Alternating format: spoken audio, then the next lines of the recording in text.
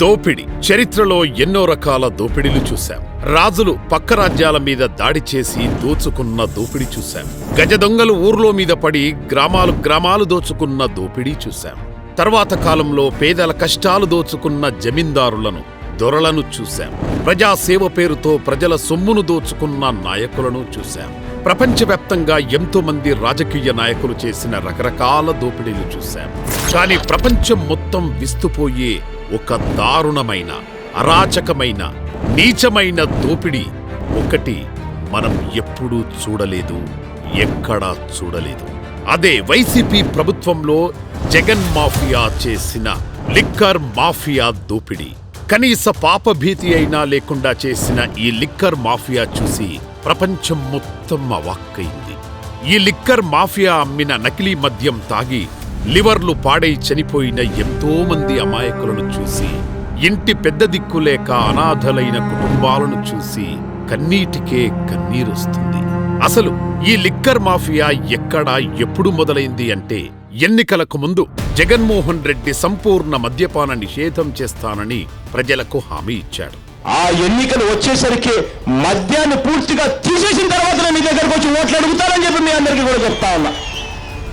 మాట తప్పను మడం తిప్పను అన్న మాట ప్రకారం సంపూర్ణ మద్యపాన నిషేధం చేయలేదు గాని ప్రభుత్వానికి సంపూర్ణ మద్యపాన ఆదాయ నిషేధం విధించాడు.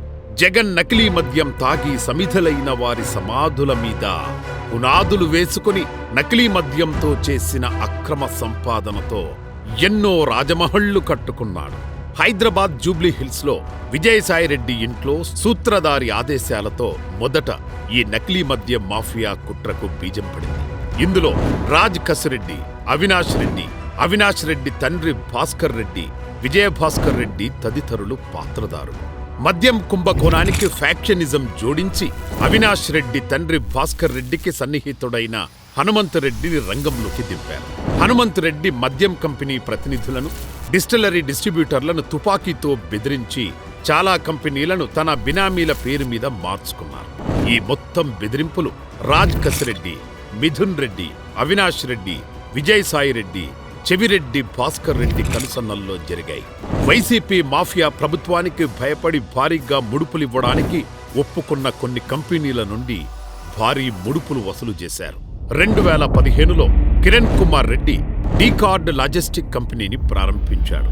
మొదట ఫ్లిప్కార్ట్ సరుకులు డెలివరీ బాధ్యతలు మాత్రమే చేసే ఆ కంపెనీని తర్వాత మద్యం మాఫియా కార్యకలాపాలలోకి ప్రవేశపెట్టారు.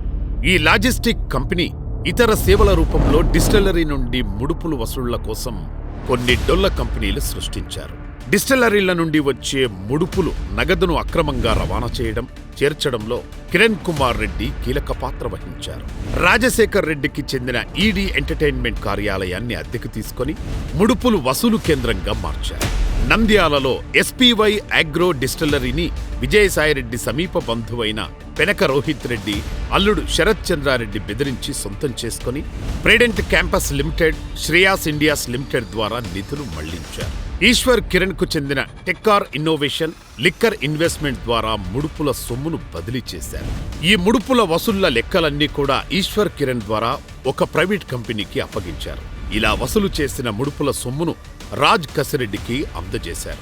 రాజ్ కసిరెడ్డి ఇలా వసూలు చేసిన లిక్కర్ మాఫియా డబ్బు మూటలన్నీ అసలు సూత్రధారి రాజమహల్లో నేలమాలిగల్లోకి చేర్చేవాడు. ఇప్పటి వరకు జరిగింది కేవలం లిక్కర్ కంపెనీల నుండి వసూలు చేసిన ముడుపులు 3,300 కోట్లు మాత్రమే. అసలు జగన్ ప్రభుత్వంలో జరిగిన ఘోరమైన లిక్కర్ మాఫియాలో దోచిన 99,000 కోట్లలో ఇది కొంత భాగం మాత్రమే. ఈ లిక్కర్ కంపెనీ నుండి వచ్చే ముడుపులకు తృప్తి చెందని అసలు సూత్రధారి అసలు నకిలీ మాఫియాకి తెరలేపాడు. అసలు రెగ్యులర్ మందు బ్రాండ్లను బ్యాన్ చేసి స్పిరిట్లో రకరకాల రంగులు కలిపి రకరకాల బ్రాండ్ల పేరు మీద రకరకాల మద్యం బాటిల్స్ తయారు చేసి ఆ మద్యాన్నే ప్రజలకు అమ్మారు. ఈ నకిలీ మద్యం అమ్మకాలు ప్రభుత్వ లెక్కల్లోకి రావు. ప్రభుత్వ లెక్కల్లో ఒక మద్యం షాప్కి ప్రభుత్వం ఆమోదించిన 100 బాటిల్స్ పంపితే ప్రభుత్వ లెక్కల్లోకి రాని 40 నకిలీ మందు బాటిళ్లు పంపారు. ఎన్ని రోజులైనా ఈ 40 బాటిల్స్ మాత్రమే అమ్మాలని మద్యం షాపులో పనిచేసే వాళ్లకు ఆర్డర్లు జారీ చేశారు. పల్లి బఠానీ, పూలు, అరటి పండ్లు అమ్ముకునే పేద వ్యాపారస్తులు కూడా యూపీఐ ద్వారా ఆన్లైన్ ట్రాన్సాక్షన్స్ తో వ్యాపారం చేస్తుంటే, జగన్ ప్రభుత్వంలో మద్యం షాపుల దగ్గర మాత్రం యూపీఐ లేకుండా నేరుగా క్యాష్ రూపంలో వ్యాపారం చేసింది. ఇలా మద్యం షాపుల్లో నకిలీ మద్యం ద్వారా వచ్చిన డబ్బును ఊరికి ఒక ఏజెంటును నియమించి వారికి అందింపజేసి ఆ ఏజెంట్ల ద్వారా అసలు లిక్కర్ మాఫియా నాయకుడి అనుచరులకు అందేట్లు చేశారు. ఆ అనుచరులు హైదరాబాద్, తాడేపల్లి తదితర పట్టణాల్లో రకరకాల అపార్ట్మెంట్లు అద్దెకు తీసుకుని ఈ నకిలీ మద్యం దోపిడీ డబ్బు మొత్తం అందులో దాచి ఆ డబ్బును కొంత బంగారంగా మార్చి, కొంత డబ్బును మనీ లాండరింగ్ ద్వారా విదేశాలకు తరలించి, కొంత రియల్ ఎస్టేట్లో ఉంచి మిగిలిన మాఫియా డబ్బుని ఎన్నికల కోసం ఖర్చు చేసి అన్ని నియోజకవర్గాలకు పంపించారు. ఇలా అన్ని నియోజకవర్గాలకు డబ్బు పంపిణీ చేసే బాధ్యత చెవిరెడ్డి భాస్కర్ రెడ్డికి అప్పగించారు. కేవలం తన అధికార దాహం, తన దాహంతో నకిలీ మద్యం ద్వారా 1,00,000 కోట్లకు పైనే సంపాదించాడు ఆ కనికరం లేని కసాయి సూత్రధారి.